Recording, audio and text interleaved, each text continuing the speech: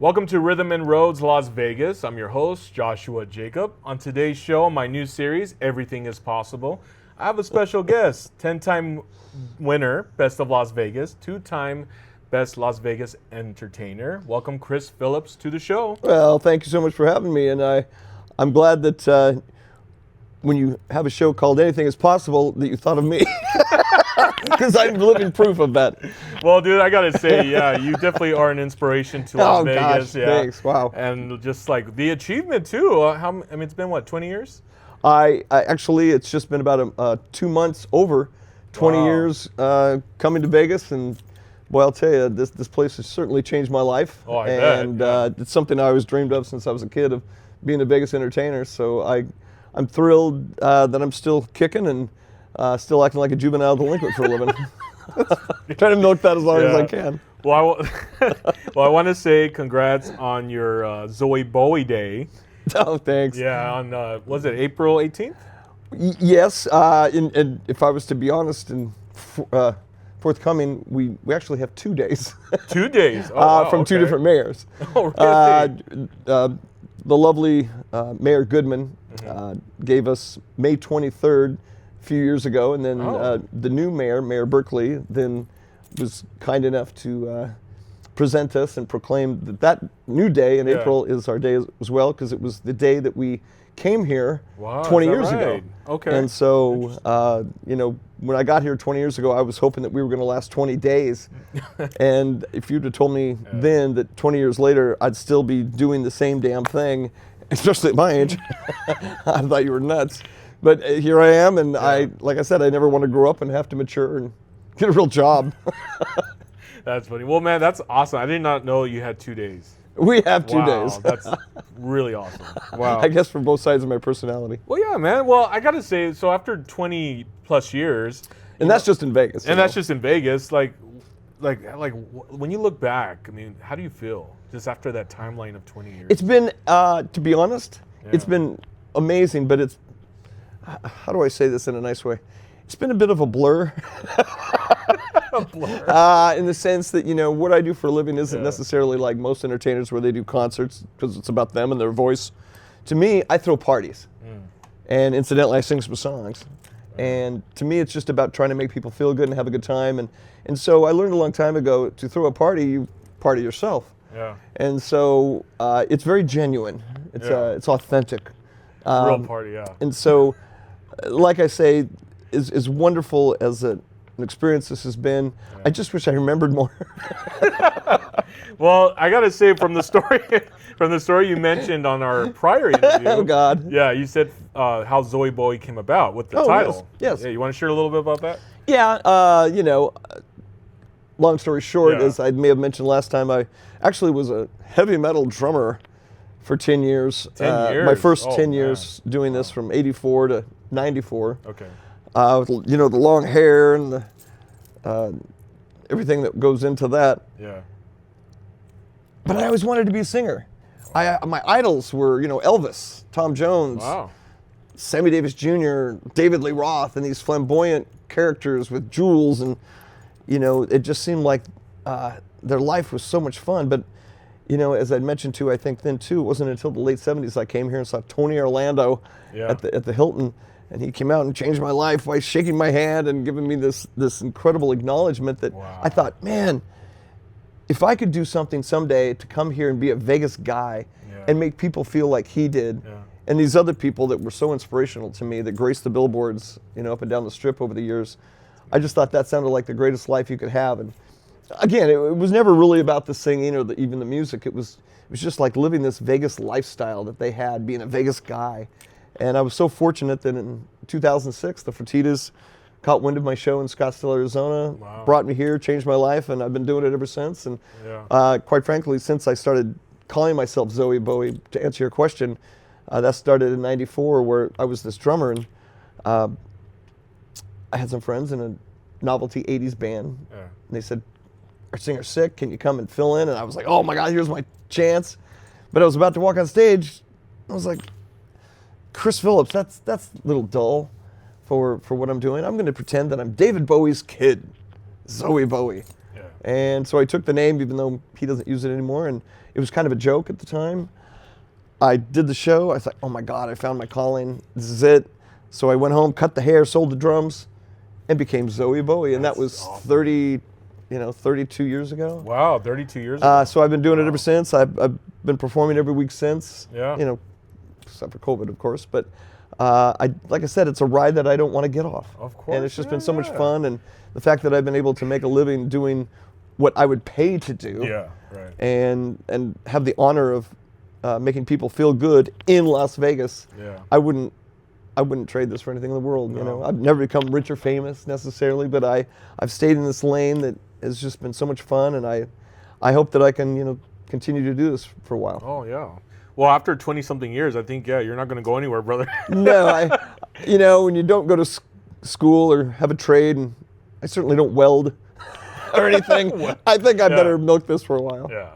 Well, I have a question back to what you were saying about the band when you were a drummer for 10 years. Yes. But how did they know you could sing? Did you sing at some parts during the band? Yes, and I always talked about how I always wanted to be my idols. Oh, I see. Okay. And up to that point, I'd never sang even in the shower, in the car, anything. It wasn't until I was in my late 20s, and they gave me this opportunity that I thought, well, gosh, I better figure this out. Yeah. I'd never done it before, and because of being a drummer, the syncopation of I guess as far as rhythms and things, it was very easy for me to go into what I became, which was essentially not just a singer, but a rapper. Wow. Because, with what I do, it's very much a hip top 40 That's true, yeah. Type show. And if you're going to do, especially over the last 20 years, you can't avoid not doing, hip hop and top 40 rap type music. So I think that came more naturally actually to me than, big time singing. Yeah. Wow. So it seemed to fit. Yeah. It's worked, and my wife is so proud of being married to an old rapper on Fremont at 2 a.m. Oh my God. Well, before we get into you and your wife Jennifer, I did want to say that moment when this is the moment I think a lot of musicians and singers can really relate to, is the moment when it's very unexpected, when there's an opportunity that just arrives. Like that moment when they said, how would you like to fill in because our singer's sick? Well, how did you feel in that moment? You're like, oh my God. Well, it's a moment that I've felt now repeatedly over the years, in the sense that, again, I'm so different than most entertainers and people that have managers and agents. I've never had anybody work for me. It's just been me. Yeah. And I've been very blessed that the only way I've really ever had opportunities is when they've called me or when something falls into my lap. Yeah. I've never really pursued much, and I don't have that kind of drive like some people do, where they're, pounding the pavement trying to get opportunities and jobs. Quite honestly, if it didn't call, I didn't do it. And so everything in my life has just seemed to be like fate, where that opportunity came, where they asked me at the right time, and then this opportunity came, where I just couldn't even believe that this was happening, and it just kept going. And so, I guess to answer your question, my whole life has been these opportunities that amazing. I've been very fortunate to fall into. But now, I'm getting to the point in my life where if I want to keep this going, I think I need to expand and actually go out and pursue opportunities and new clubs and maybe venture out beyond Vegas, because I've never toured. Really? Except for corporate type shows where you go out and you do a show and come back.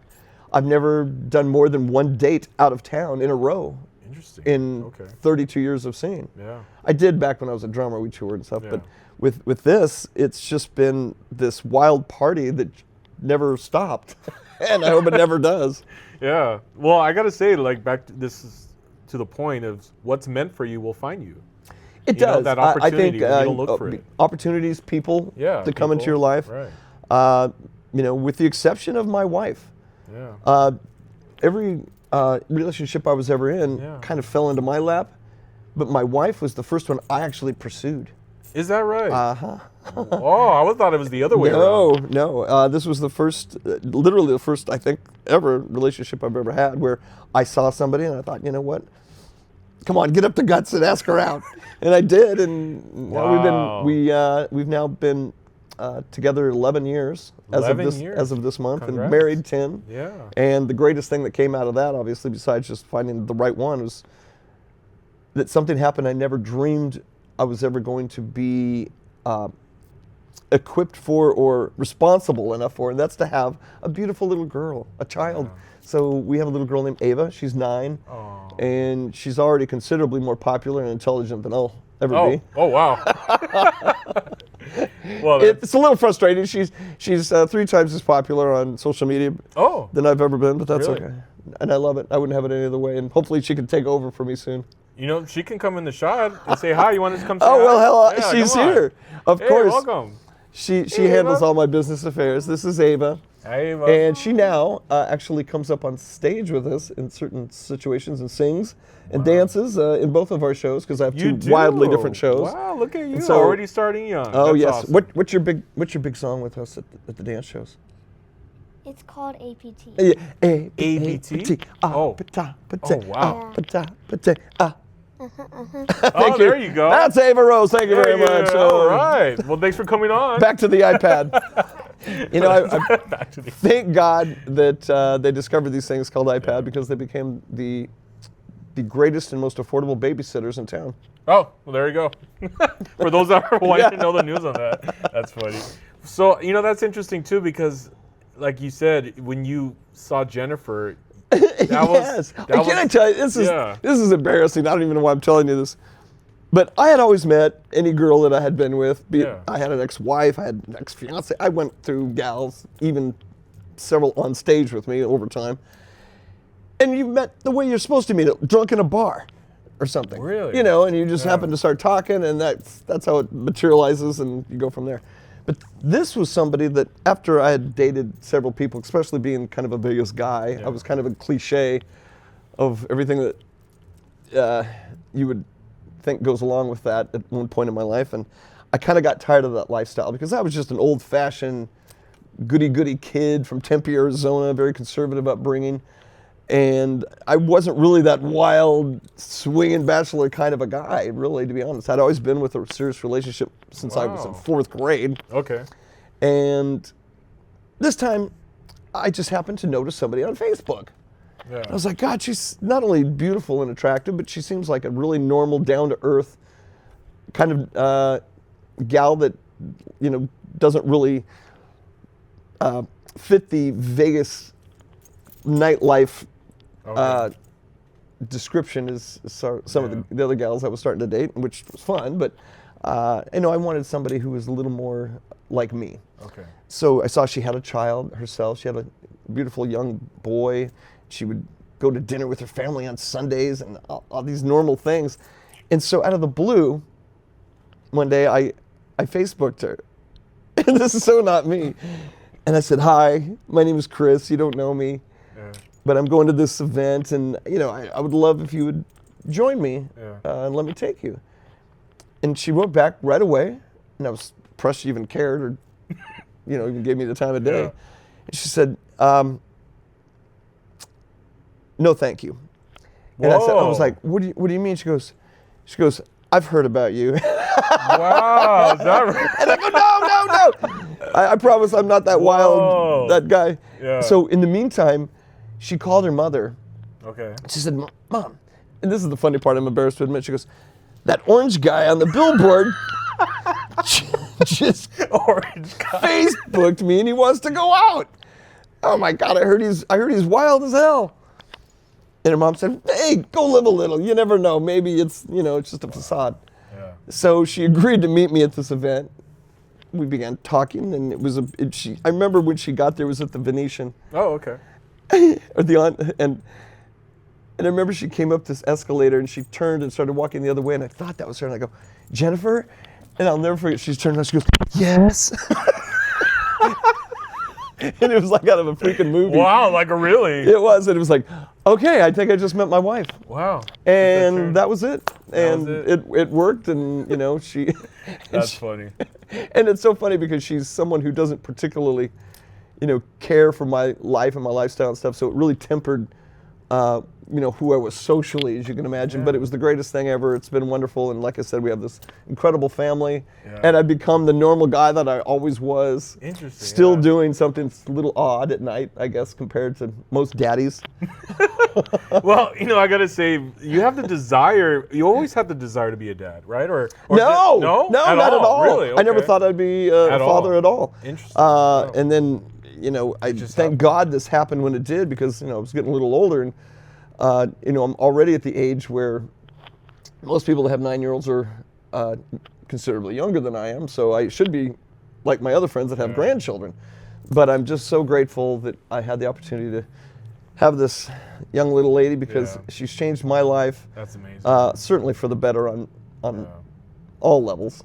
And I couldn't even imagine life now without her, because I would trade everything I've ever done just to have what I have right now. Of course, right? That's not even a thought. Yeah. So you try to balance the two lives you have. There's the Zowie Bowie at home, and the Zowie Bowie when he does the shows and does all that stuff out there, and with the red carpets and the social events and things like that I got to do, usually by myself, because she's, my wife is smart enough to say, no thanks, I'm going to stay home and watch the kid, and she works herself, and so it works. It's like I said, it's a balance. Yeah, it's a and balance. It's not always perfect, but it's perfect for us. Yeah. No, I'm really happy for you and Jennifer, and thanks, and all the family that you have, and just the journey. It's great. It's been wonderful. I want to kind of ask you, and not to mention, not if you don't mind. No, yeah. She completely revolutionized my business. My wife. Oh, did she? Wow. Because she's not in entertainment at all. At all. But it was during COVID. Oh. As we've talked about before, I have two wildly different shows. I have my high energy hip hop nightclub concert thing that I'm known for. Zowie Bowie. Zowie Bowie. Okay. And then I have the Zowie Bowie Vegas show, which is my classic Vegas big band, Frank Sinatra, Tom Jones, Elvis. Oh, wow. Thing with full blown horn section where come out in tux and gown. But she was responsible for implementing showgirls and dancers into my show. Oh, is that right? Okay. And the reason I never really did it before is because when you do that, it's rather, it's not very cost effective, because you have to rent the costumes, and then you have to pay for choreography and all these things, that rehearsal time.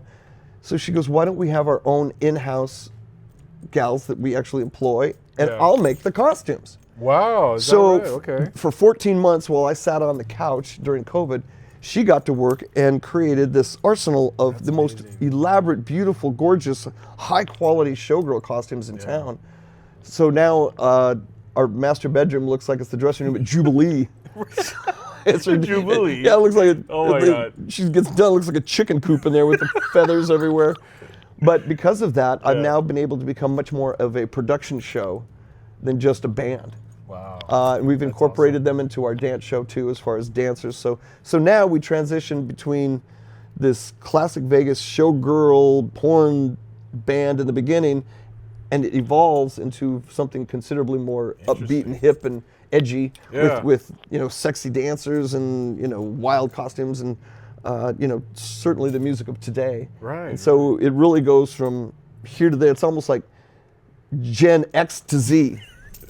Yeah, pretty much. If that makes any sense. No, that makes it, yeah. And that's what I always kind of dreamed of doing when I came here, and was my intention was to do a show that really captured everything I think that I was interested in and able to do, which I think if I have anything that's a unique novelty, it's that I really cover the extremes. Yeah. From Steve and Edie and something very classic, sophisticated, to wild hip-hop rap music and Metallica within an hour and a half. An hour and a half. That's insane, man. That's a little unique, I suppose. Yeah. But and I like to think that we do it rather convincingly, and it's got an authentic feel, because I was that rebel rocker with the hair and the the Harleys and the Jack Daniels and shit back in the 80s.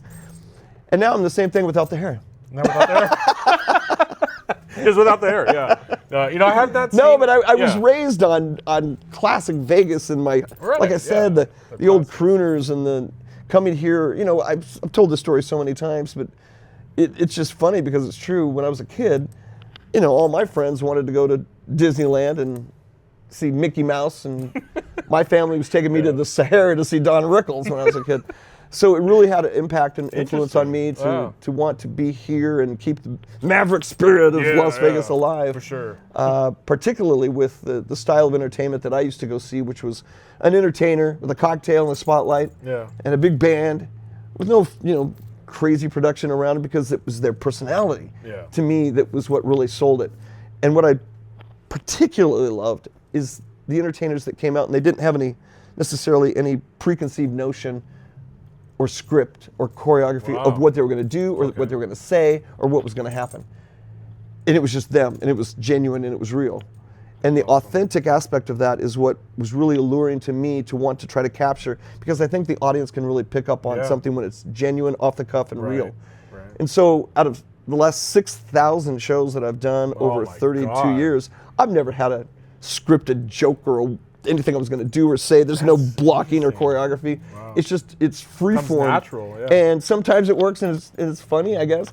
And sometimes it's what it is, but it's always real and it's never the same. No, that's awesome. So you get a unique show each and every time you go see Zowie Bowie or Zowie Bowie Vegas. Yeah, and that's true, because I've seen you multiple times, and every show it feels like the first time. Good, because to me, again, I learned a long time ago, it isn't about me, it's about them. And so you've got to do something that makes them feel like they're witnessing a unique, one-of-a-kind experience. And if you don't connect with your audience, what the hell are you doing up there? Nobody gives a shit. Well, that's after a while, what people can do, it's who they are. Yeah. That's what I want to see. Who are you to me tonight? Yeah. Well, that's why. Maybe that's somebody speaking that doesn't have Broadway-style talent that can do one of those kind of shows that's the same thing every night. But I'd go crazy, because I would be off the script every damn night, and the director would be going, "What is he doing?" I'd be that guy. So it's really great for a guy like me it's all about making people feel good and throwing a party. And I've always said, and incidentally, I sing some songs. And just talk to the people, talk to the audience, get to know them, include them, involve them. And there's so many times people are there to celebrate something special, be it a birthday or anniversary, and I love to make a big deal out of that. And so I think I was a closet Don Rickles style comedian that never got to express that, so I try to incorporate that into my musical show. Because I've always said this, and this doesn't apply to anybody but me necessarily, but in my opinion, the show starts when the song stops. Then you get to see who somebody is on stage. How do they handle themselves? How do they handle their business on stage in between songs? That's what impresses me, because there's a lot of people that can sing, but there's not a lot of people that can feel comfortable enough on stage to really get to know the audience and entertain them just being themselves. Right. I love that. And so that's just me, though. No, yeah. I respect the talented guy. I'll never be one of those incredible talented singers, and I wish I was. I'd probably be going somewhere and have a career that could create security in my life. But, we all do our thing, and I know my strengths and I know my limitations, but I'm good with that, and I've tried to make the best of it and having a damn good time in the process. All right, man. Well, thanks for sharing that point. One thing about me is there's always a time in our life, and I think a lot of viewers can relate to this, where after a while, you ask yourself, why do I do what I do? Oh, dude, every night. Yeah, but it could be in a way not just like, why do I do this, but more like, wait, what's the purpose behind what I'm doing, right? So like Rhythm and Rhodes, one time I almost gave up on Rhythm and Rhodes. And you can't. And I was just like, and that's why? But then, my ex at the time, she asked me, well, why do you do Rhythm and Rhodes?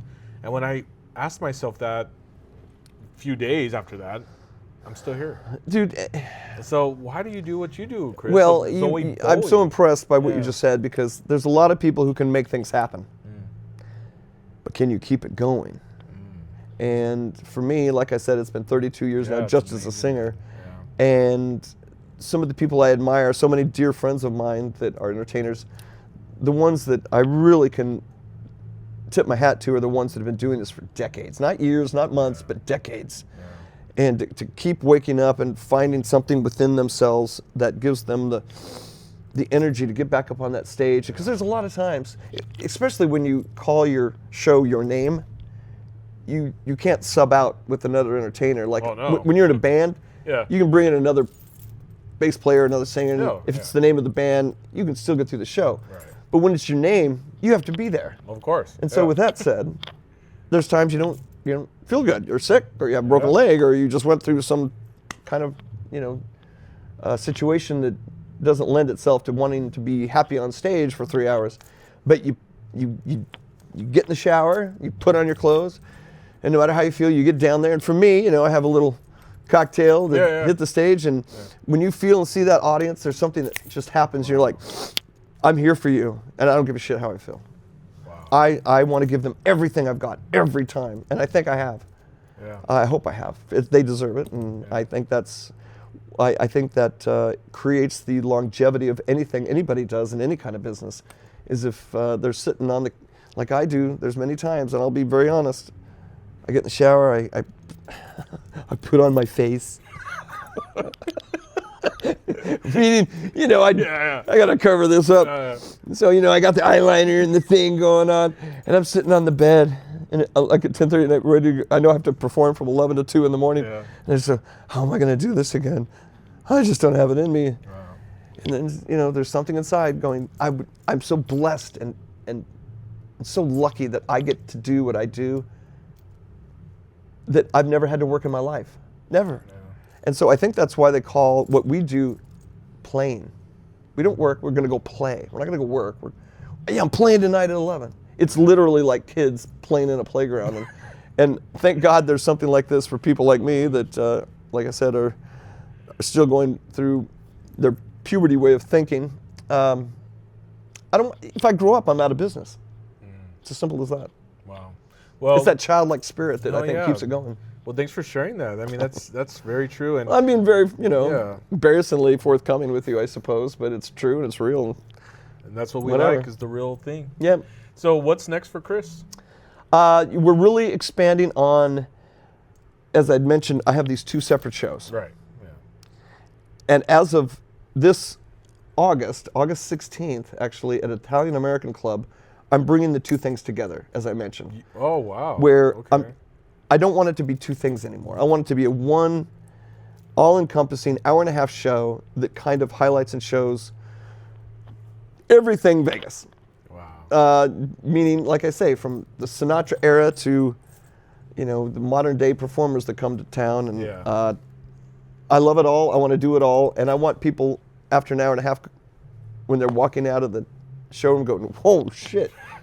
What was that? Where did I just come from? Yeah. Yeah, I want it to be a spectacle. I want them to feel like they really got their money's worth. And because when people go to a show, you got to get ready, and you take time. You go to dinner, and you drive there, and you pay money, and you don't want somebody that just phones it in and just goes through the motions. You want them to just give you their heart and soul and everything they're able to do. And quite frankly, I've never really been able to do all of that in one night. Wow, is that right? Except like on a corporate show or something where you start with this and you end with this. I want to really bring it all together, because typically when you go see me, you either see the high energy dance show or the more classic, old style thing. And I think it would be fun to incorporate it all together in an hour and a half, because I think audiences are savvy these days and they think they can handle it. Yeah, no, that's going to be a really cool. Because usually there's 2 different kind of demographics of audiences that may not like the other thing, but I think today in 2026, people want something more extreme. It's with they're in the age of reels and TikToks where you're bored after 3 seconds. Really skipping it. Yeah. Oh my God! And so that's why I'm hoping to be like a TikTok live. Just going from one incredibly odd thing to the next. So that's on August 16th? Yeah, August 16th at Italian American Club, and we're calling it Zowie Bowie Vegas, simply put. And it will really cover the spectrum. Very cool. When tickets go on sale, when? They're on sale now. Oh, they are? Oh, better. IACvegas.com, and it's such a great showroom club, the Italian American Club, because it's the authentic Vegas. And a lot of people say that place used to be run by mobsters, and that's where Frank Sinatra and Sammy Davis Jr. would hang out. And there was always this kind of allure that, wow, if you want that authentic mob-run place, that was not true. Oh, it's not. It's still run by mobsters. Oh, I did. Okay. And it's still the kind of place. Yeah. And so it's very authentic. And great food, great dinner, wonderful people that own and run the place. And the clientele that they bring in there really understand what classic golden era Vegas is all about. And so I'm hoping that they can deal with what I also do, like on Fremont at 2 in the morning, included in on that. That'd be cool. Anything going on for July 4th? For the, Fremont Street, 9 to 12. Okay. Big July 4th concert out there in front of 250th anniversary. The masses from the world that come together, because talk about a wild place. It's a great place to have some fun on a Saturday night. So July 4th, and it's affordable. Huh? Oh, yeah. Awesome. But, you know, that and many other things. But of course. Well, real quick on the tour, are you wanting to expand out of Las Vegas down the road, or because you mentioned it earlier? I guess. Not really. I guess. I'm sure I have to. But, you know, my wife and I were like, yeah, I just want to go home to the end of the night. Because with my family, I'm not 20 anymore, and I don't want to be in a van going from city to city. I would and I could, and it'd be great, I suppose. But if there's something my ideal dream, of course, and it's always been my dream, is to create a social club environment on the Strip for people, you know, maybe cool. 35, 40 and up, that don't want to go to a nightclub. They don't want to go to the pay $10,000 to sit down in a club. Yeah. But they want some live entertainment, but still to have it social, and they can dance if they want, but they can take their wife and sit and watch, or they can dance, or they can drink. And so it's like a supper club, nightclub thing with kind of a high energy, interesting show that I'm trying, you know, that I'm in the process of putting together. And if I could put that in a restaurant club social environment somewhere on the Strip that makes sense, that's what I'm here for. That's what I want to do. That would be great, man. I would love to be part of an that. alternative to late night clubs. Yeah. You know, where you can still go in and sit down and you know, not get knocked into, and like I say, have to pay thousands of dollars to sit down. Well, hopefully that can come about. That'd be awesome. That's what I'm here for. That's awesome. I'm going to make that happen. Awesome, man. Well, before we end, what are the links to follow you on your page? Oh, don't tell me that kid lingo links. Your website? I don't even have a website. You don't have a website? No. You know what's crazy? What's up? Bro, see, this is where you know I'm not a businessman. I'm just a guy who wants to throw a party.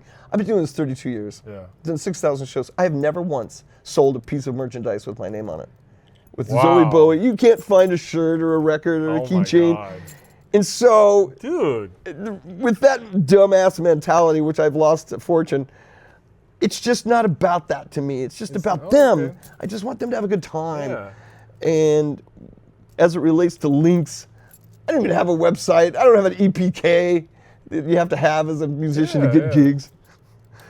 I have an Instagram. Okay. Zowie Bowie Vegas. Instagram. Zowie Bowie Vegas. Facebook. FaceTime tune, whatever. Well, don't you think maybe your fans would want to wear your a shirt or a cap? I don't want to wear my shirt. You don't even want to wear it. No. Well, hopefully. But maybe, you know what? Maybe if I hear some people out there like, yes, we love a Zowie Bowie lunch pail. I'd be glad to get one. Lunch pail? They still make those. I don't know. Dude, you're funny. Yes, I'll make some Zowie Bowie stuff. All right. Well, Chris, it's been such a blessing to have you on the show. You know, and I really have to say, from this journey, everything is possible, man, because you've gone through probably so much that you're like, how am I still here? You have no idea the ups and downs, but you just fight through it. Fight through it. If you're passionate about something you do, then, like I say, nothing's a struggle, really. Yeah. Even the struggles are doable, because it's you couldn't fathom doing anything else. Right. I couldn't. Right. And so, you know, and I couldn't say enough about people that are out there, not necessarily just getting into music or entertainment, but whatever line of business you're in, just believe in it so much that you just manifest it. There you go.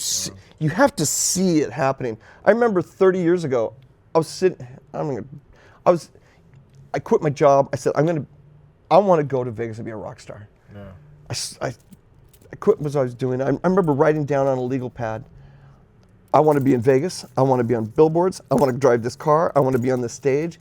And I want to do this for these people and make them feel good. And 5 years later, everything I just wrote down happened. That sounds a little corny. No, it's But I very cool. I was eating apples and cheese and selling all my CDs to put all my time and energy into making this happen. That's amazing. And you know, you just got to believe in whatever it is you do. And even if you don't think you're the best at what you're doing, know that you're the best at wanting to make people benefit from what you're doing. Well said. Yeah, I And agree. you know that if you come in at anything you're doing with good intent, you can't go wrong. Yeah. You know. No, well said, Chris. Amazing. Thanks, well, bro. for the Like you. Oh, well, thanks. For the viewers, if you'd like to come on and share your story, your testimony, my Instagram is Joshua Jacob Official. I believe every story matters. I believe those that are wanting to believe in a dream again, resurrect a dream, or on the edge of giving up a dream, I believe people like Zowie Bowie, other artists, are the beacon of hope to other artists to give them to say, don't give up, keep going. If I can do it, you could try to do it. So it doesn't hurt. So just give it a shot, believe in yourself. And everything is possible is inspired by that verse on Matthew 19:26. What seems impossible with man is not impossible with God. So just have faith. That's Believe great. that, man. So Chris Phillips from Zowie Bowie. Thanks, bro. Thank you, my man. And thanks, Ava, for joining us. Yes. Special guest, Ava. Thank you so much. Yeah, come in. Yeah, come on in here. Thank you for the renewed inspiration. Yeah, guys.